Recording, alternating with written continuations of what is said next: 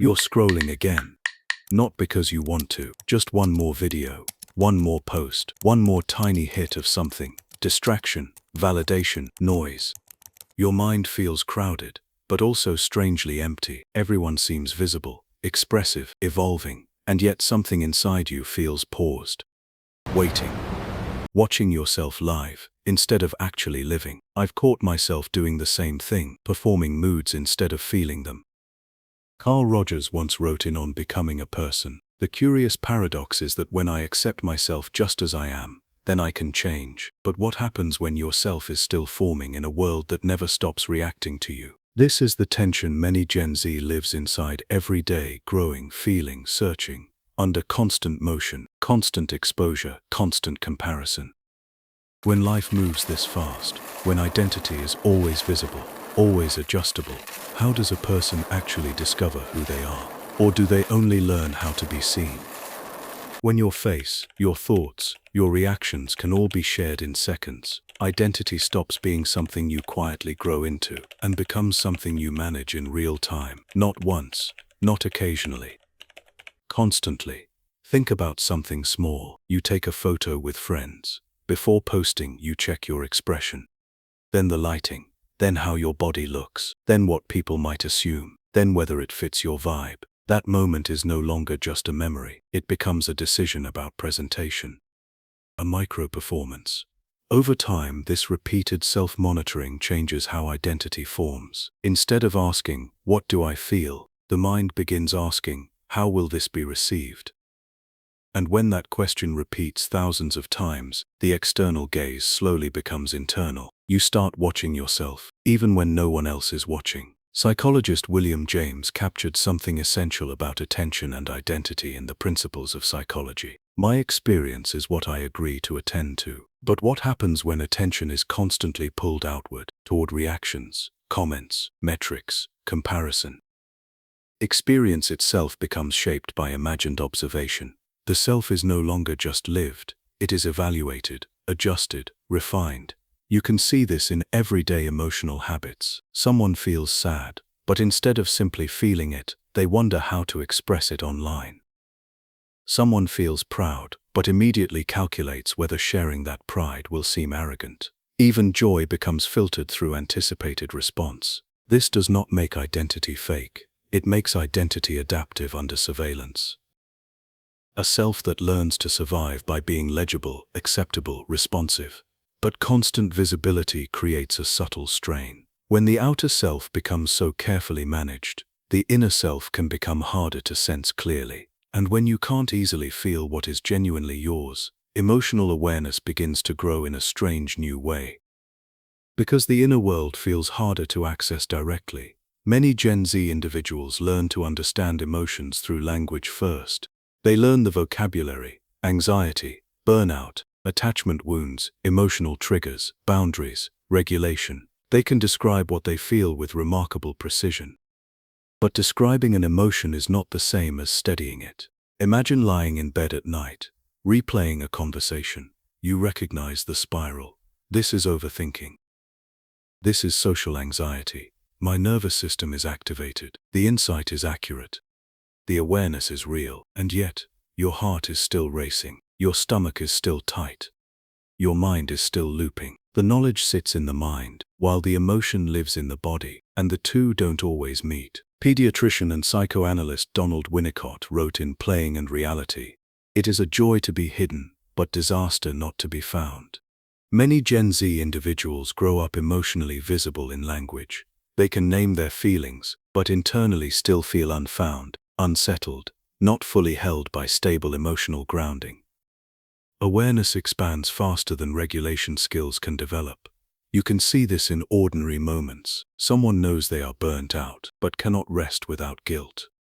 Someone recognizes their attachment patterns, but still feels overwhelming fear when a message goes unanswered. Someone understands emotional boundaries intellectually, but still absorbs the moods of everyone around them. Emotional literacy becomes both strength and burden. It provides understanding, but it also exposes complexity earlier than the nervous system may be ready to hold.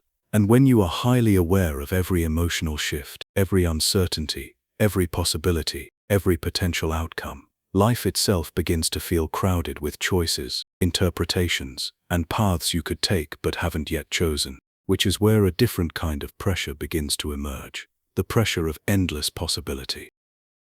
When awareness expands, the horizon expands with it, not just emotionally, but existentially. Gen Z lives in a world where almost every path is visible at once. Careers, identities, lifestyles, belief systems, all displayed side by side, endlessly compared, constantly updated. Nothing feels fixed, nothing feels final, everything feels reversible, but also urgent. Imagine something simple: choosing what to study, choosing where to live, choosing whether to stay in a relationship, even choosing what kind of person you want to become.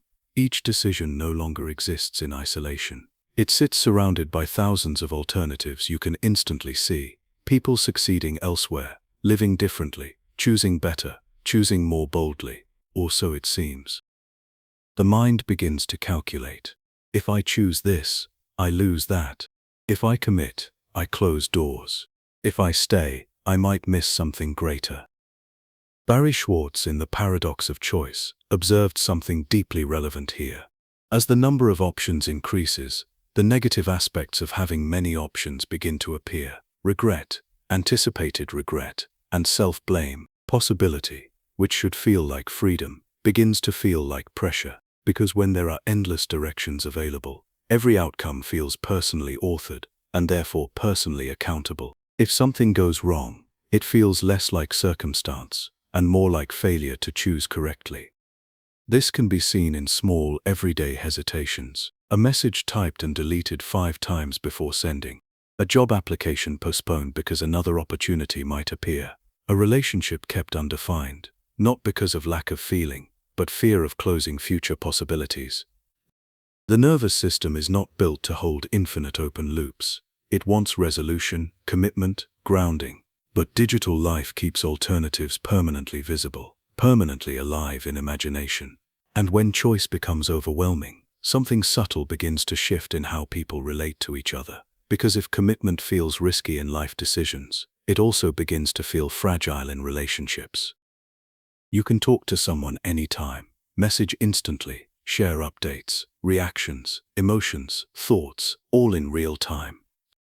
Social activity never truly stops, and yet, many people still feel alone in quiet, difficult moments, when presence actually matters.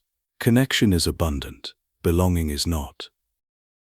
Belonging requires emotional weight, sustained attention, physical co-presence, shared silence, mutual regulation. It requires the nervous system to settle in another person's presence. But digital communication often delivers stimulation instead of regulation. Signals instead of grounding. You can see this in ordinary evenings. A group chat is active, memes are flowing, reactions are constant, but when someone feels deeply distressed, they hesitate to share honestly, or they share and receive quick responses, kind words, emojis, but the emotional intensity remains unchanged. Nothing physically anchors the moment. Nothing slows the body down. Psychiatrist John Bowlby, founder of attachment theory, wrote in Attachment and Loss, "Intimate attachments to other human beings are the hub around which a person's life revolves. From these intimate attachments a person draws strength and enjoyment. But attachment is not just communication. It is regulation through closeness, eye contact, tone of voice, presence, co-regulated breathing. These are biological experiences, not just informational exchanges. Digital environments simulate social interaction without always delivering the physiological cues of safety. The brain registers activity, but the body may still feel unheld. Over time, this can create a strange emotional pattern: constant contact paired with persistent loneliness. People begin to feel socially engaged but not deeply known, visible but not fully felt, connected yet still searching. And when belonging feels uncertain, unstable, or incomplete, the question of how to build a life, a grounded, meaningful, stable life, becomes even more complex, especially in a world where the old structures that once guided that process no longer feel secure. For a long time, psychological development followed a kind of shared map: study hard, build a career, Find stability, form a family. Grow roots. The sequence was not perfect, but it offered direction, a sense that life unfolded along recognizable stages. Now imagine growing up without that map. Many Gen Z individuals look ahead and see shifting economies, unstable job markets, changing social norms, and timelines that no longer feel reliable. The old milestones still exist, but they no longer feel guaranteed, or even clearly desirable. Instead of stepping into a structure, they must design one. On an ordinary afternoon, this might look like someone staring at their laptop, not unable to work, but unsure which version of the future their effort is serving, or postponing major decisions, not from laziness, but because commitment feels like choosing a reality that might dissolve anyway. Developmental psychologist Erickson wrote in Identity, Youth and Crisis, "In the social jungle of human existence, there is no feeling of being alive without a sense of identity. But identity forms most easily when the environment provides stable reference points. When those anchors weaken, identity must become more self-generated, more internally constructed, less socially scaffolded. That requires emotional resources many people are still developing. This produces a quiet psychological weight. Freedom expands, but so does responsibility. If there is no predetermined path, then meaning must be authored personally. And when meaning must be created rather than inherited, uncertainty becomes a permanent companion. Yet something else grows alongside that uncertainty, an unusual capacity to adapt. Because when structure cannot be relied upon, the mind begins to learn a different skill entirely: how to remain functional inside instability itself. At first glance, constant change looks like a burden, and often it is. But the human nervous system is also adaptive. When uncertainty becomes normal, flexibility becomes survival. Many Gen Z individuals have learned, not always consciously, to pivot quickly, to update expectations, to tolerate ambiguity longer than previous generations might have needed to. They do not assume permanence, so they rehearse adjustment. You can see this in small, practical ways. Plans change suddenly, they reorganize. Opportunities appear, they explore them. Skills become outdated, they relearn. Emotional environments shift, they recalibrate. Adaptation is not a dramatic act. It becomes a daily rhythm. Psychologist Anne Marston, known for her research on resilience, described this process in Ordinary Magic. Resilience is the capacity of a dynamic system to adapt successfully to disturbances that threaten system function. Resilience, in this sense, is not toughness or emotional suppression. It is ongoing recalibration, the ability to reorganize internally while the external world keeps shifting. And for many Gen Z individuals, this recalibration is happening constantly. But there is an important psychological cost. When you become highly skilled at adapting, you may also become accustomed to instability itself. Change stops feeling temporary and starts feeling like the default condition of existence. And when instability becomes normal, a deeper longing begins to emerge, not just to cope, not just to adjust, but to find something real enough, steady enough, grounded enough, that it does not need constant revision. That longing slowly turns attention inward again, toward a question that feels quieter, but more fundamental than adaptation itself. What does it mean to be authentic when so much of life has been shaped by reaction and adjustment? After years of adapting, monitoring, adjusting, and staying open to endless possibilities, something quiet begins to surface, a different kind of hunger, not for more options, not for more visibility, but for something steady enough that it doesn't need to be constantly managed. You can see it in small, almost invisible decisions. Someone turns off notifications for a few hours and feels strangely relieved and strangely restless. Someone stops posting for a week and realizes how often they were anticipating reactions before even feeling their own experience. Someone says no without explaining, and the silence afterward feels both frightening and grounding. This is not withdrawal. It is recalibration, a movement away from performing identity towards sensing identity. Psychologist Abraham Maslow wrote in Motivation and Personality, "What a man can be, he must be." He was describing self-actualization, the human drive to become internally congruent, to live in alignment with one's real capacities, feelings, and values. But self-actualization requires something very specific, space to feel what is actually yours before shaping it for the world. For many Gen Z individuals, authenticity is no longer an abstract ideal, it becomes psychological necessity. When life has been shaped by visibility, comparison, and adaptation, authenticity feels like recovery, returning to sensations, preferences, emotions that exist before evaluation. You might notice this in subtle bodily shifts. The nervous system softens when no one is watching. Thoughts slow down when they are not being prepared for sharing. Feelings deepen when they are not being labeled immediately. World immediately. Authenticity, then, is not a personality trait. It is a practice of listening inward, repeatedly, in a world that constantly pulls attention outward. And yet this raises a final, deeper question. If identity has been shaped by constant motion, constant exposure, constant adjustment, what does it truly mean to become stable inside yourself at all? At the beginning, we stood inside a quiet tension. What happens when identity forms in a world that moves faster than emotional development can naturally follow? Now the answer feels more layered, more human. Gen Z is not simply overwhelmed by speed. They are learning to grow within speed. They are building emotional awareness under observation, making choices under infinite possibility, seeking belonging inside fragmented connection, and constructing identity without fixed life scripts.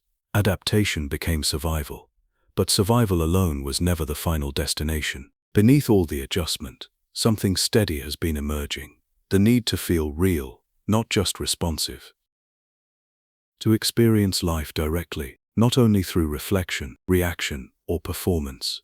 The search for authenticity is not a rejection of the modern world. It is a psychological balancing force, the nervous system's way of restoring depth where there has been acceleration. The central tension does not disappear. The world will likely keep moving fast. Visibility will remain. Possibility will remain. Uncertainty will remain. Uncertainty will remain. But perhaps becoming human in this environment means something new, not escaping speed, but learning where to slow down internally, not eliminating observation, but remembering how to feel before reacting, not rejecting change, but grounding identity in something that does not need constant updating. Maybe the real question was never how Gen Z will survive this world, but how they might teach all of us how to remain fully alive inside it.